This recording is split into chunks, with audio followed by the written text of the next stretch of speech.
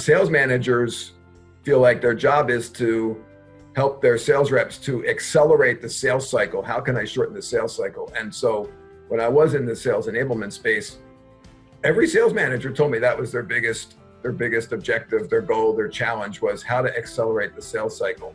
I thought really hard about this, and I came up with this quite alternative, controversial theory, which essentially is that it's a myth that you can accelerate the sales cycle, that sales managers and sales reps are looking at this completely wrong. And I think if you ask salespeople, how successful have you been in accelerating the sales cycle, they'll probably tell you not much. Right. So I started to develop this theory, which I call, it takes 9 months to have a baby, no matter how many doctors you put on the job. So what does that mean? It means that there is a natural rhythm to most cycles.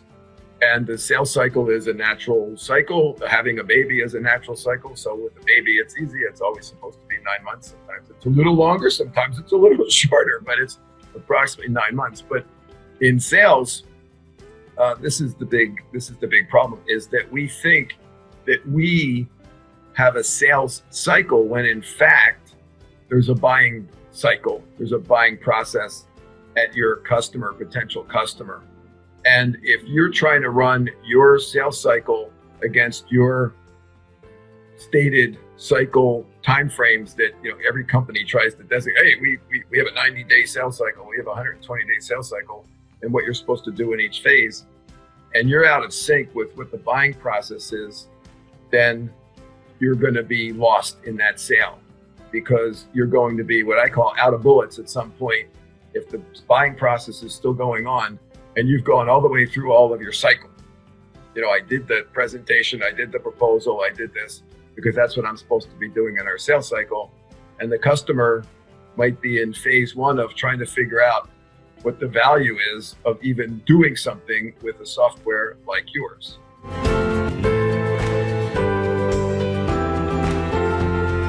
Sales business for my whole career, and in the tech part of it, in the tech business since '92. So almost since the beginning of being able to sell software in some ways. There was other technology businesses, but really selling, like desktop software, things like that as a sales guy. That I started before Windows was just in beta at that time. Mm-hmm. I remember some guy telling me about it, and it sounded really cool. A lot of analysis, being in the sales enablement space for a while too. I did a lot of analysis of how much time sales reps spent in front of customers versus doing other things. And it was a surprisingly small amount of time that they spent in front of customers and doing loads of things that they hate. Right. Updating Salesforce and, prospecting and sending emails and writing proposals and all this stuff. When good salespeople just want to be in front of customers all the time.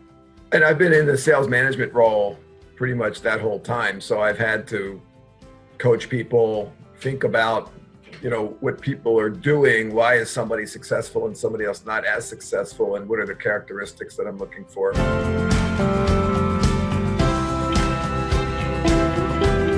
The counter theory here is that the salesperson's job needs to be first and foremost to understand the buying process and then to get into rhythm with it. So you have to map your steps, your presentations to where the customer is, to stay in cycle so that when they're ready to buy, you're there. These are complex, large sales. This isn't selling some kind of off-the-shelf software where somebody needs a new copy of signing up for another user for Salesforce or something like that. This is complex, large sales.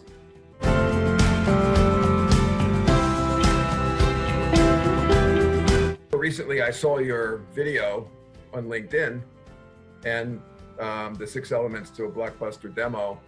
And it was like one of the first times I saw somebody talking about selling software, and you were focused on how to demo it, but that's part of selling, about selling software the way I think about it. Mm-hmm. And it really resonated with me. So I sent you an email, or I sent you a message, a LinkedIn message, and we connected on it because I thought, wow, I've got all this stuff that I've been creating over the years, and I had really no outlet to let other people know about it other than to, train and teach my own friends and sales reps that worked for me. And I thought, well, this could be an interesting conversation to have with you anyway, just to share some of this stuff. I'm happy to, I like teaching. I like coaching, stuff like that. So I always thought someday I might find a channel to get some of my information out there.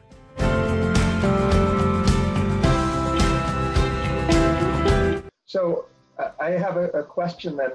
How does a sales professional go about identifying a prospect's purchasing process? Yeah, super question. And this is really not an easy thing to answer, because most of the time, or many times, we start our engagement at a company with one contact.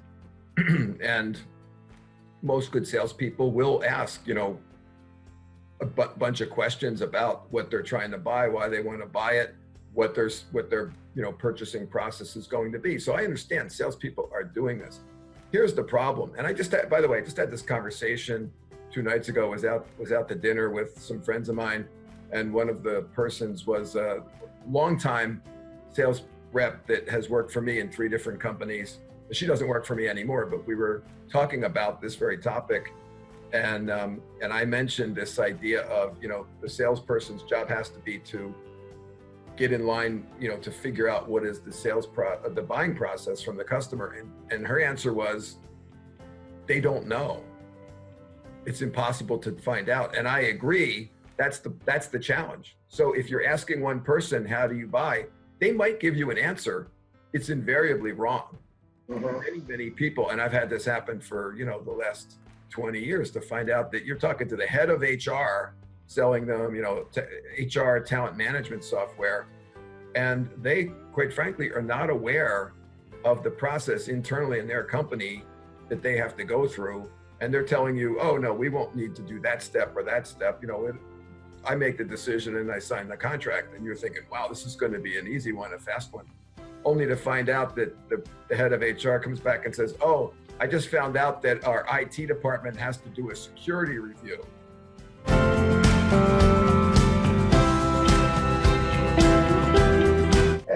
As software sellers, we're much more familiar with company purchasing processes than the people we're selling to, because when you think about it, most executives, if you say, how many times have you purchased complex business applications? The answer may be 1, 2, maybe 6, right? It's not a lot. So, and the frequency, it might be every 5 years, every 3 years.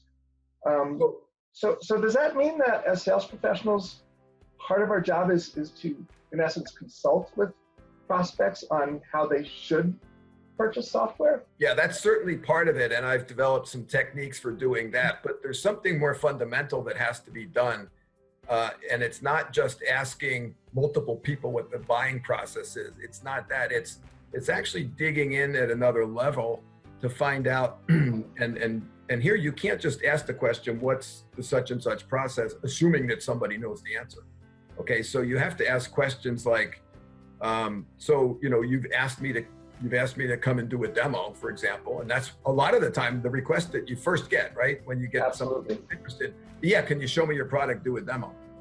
And so this is your opportunity to ask questions. So questions that you should ask isn't what's your buying process. It should be much more specific about where they are in their mind with the need, right? So it should be something like, have you decided that you're going to buy something, of this nature to fix a problem or solve a challenge that you have in your company? Or are you currently trying to investigate the market or try to figure out what your competitors and peers are doing to solve these challenges? Where are you? That's different ends of the spectrum, right? I'm ready to buy, I've done all the homework, or, I've been tasked with figuring out, what's everybody doing in this space? And a lot of technology today, I mean, all the stuff I've always sold has been sort of cutting edge stuff. So most companies, it's not a commodity where everybody knows, like, okay, I need a Microsoft Office on my computer. They don't necessarily haven't made that decision yet that they need this.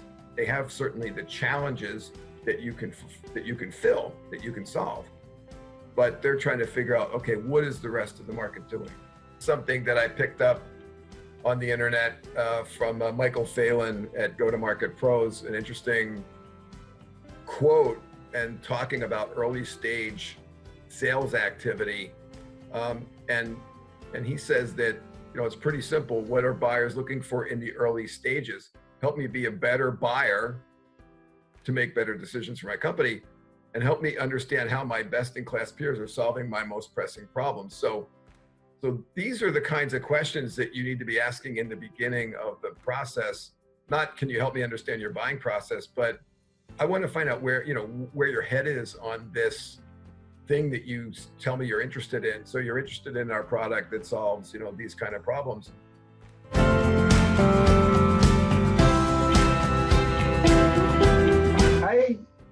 I've always felt that a key question to ask in the initial conversation with prospects are, what was the catalyst for you deciding to look at software? And I also find often they don't answer right away. You have to be more specific and say, yes, but I'm curious, why are you doing this now versus say, wait till next quarter or last quarter? That something made this become the priority. Get them to start talking about a problem that they have, and they say, well, we're trying to, we have no strategy in place today to engage with our, end users, our consumers, or something like that. Then a great question would be just what you said was, you had that problem last year also, right? Yeah. Why didn't you try to solve it then? Right. What is triggering you to need to do this now? And then hopefully you're going to get an answer like, we just had a off-site meeting with the executive board and they told us if we don't solve this, we're all fired. Something like that would really work, right? So right. would give you a little bit of hope that they're actually going to do something about it. Yeah, it's the urgency. It's understanding the level of urgency. And to me, it's a way of looking at our pipelines from a big picture. If we look at all the opportunities in the pipeline, those opportunities that we know have a valid sense of urgency, an impending date, a threat of being fired, I'm going to spend more of my sales minutes on those than someone who is in that early stage, just trying to learn what's going on out there. They're still both important, and we have to have a nice mix in our pipelines. Yes, absolutely. But given the fact that there's only so many sales minutes in a day, where we invest those minutes, I think, should be tied to the opportunity's level of urgency. Yeah, absolutely.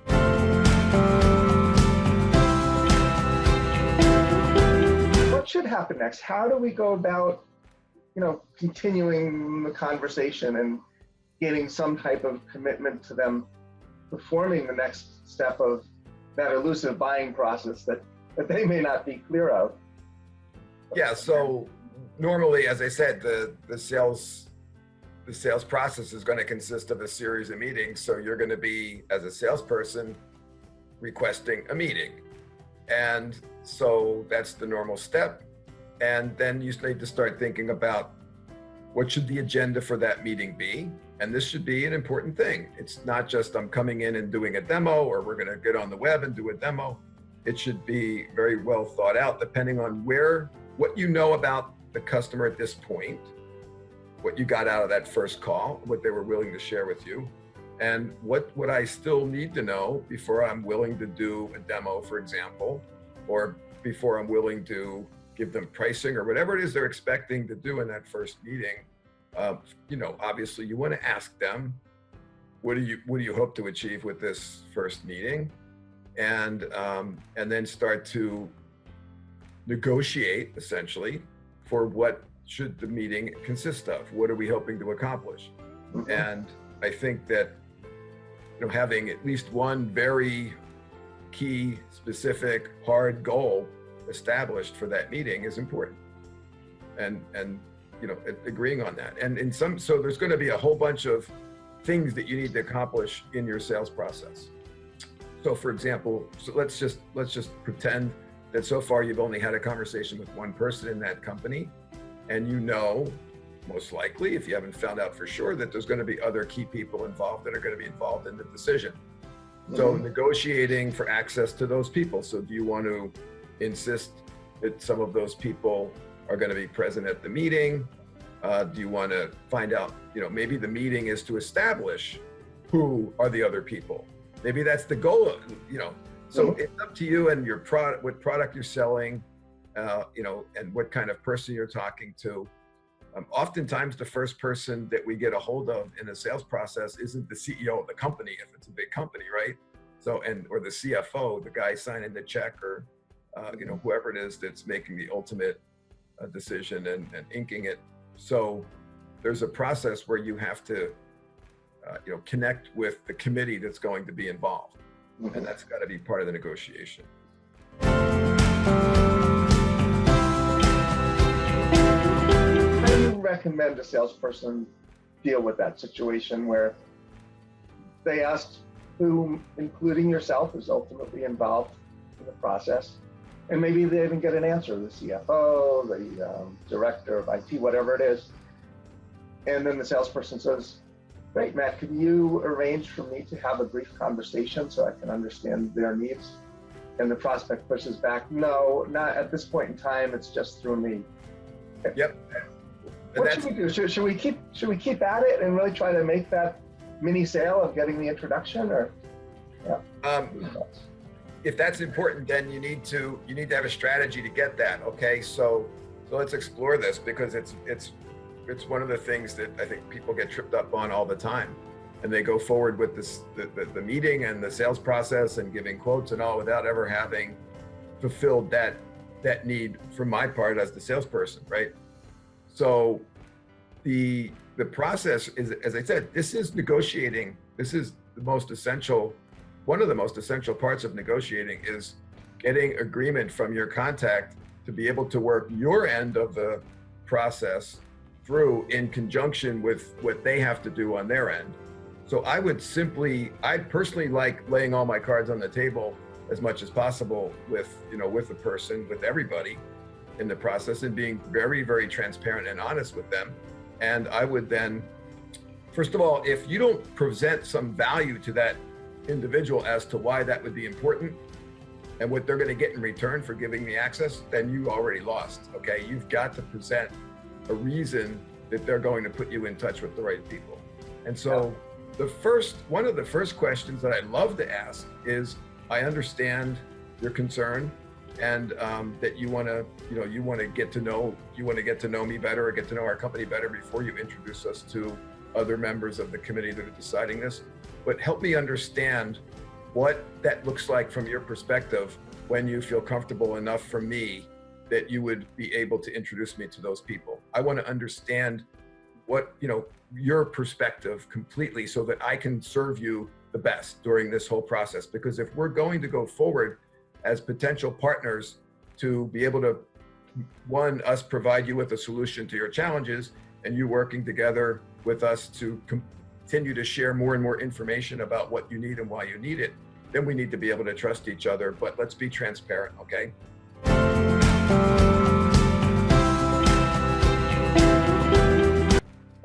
I'm so on board with that. I refer to it as total honest selling. Yes. Just transparent, open. Hey, you've got a problem. We have software that can solve your problem, and we're both just trying to see that it makes sense. Yeah. I have a peer who does consulting on technology purchasing processes.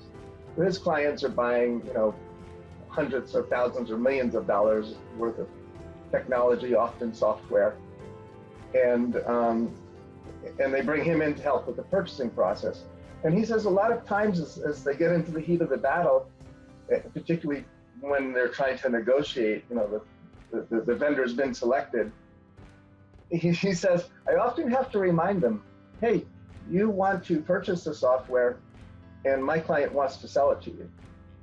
So let's remember we have this mutual end goal. Yes. Because sometimes it can get contentious or dragged on. Oh, yeah. Yeah. And so he just kind of brings them back to, hey, we both want something here. Right, exactly. Yeah. Exactly. If the buyer doesn't want to buy something or doesn't have a need, then there's a one-way sale. Work. Right.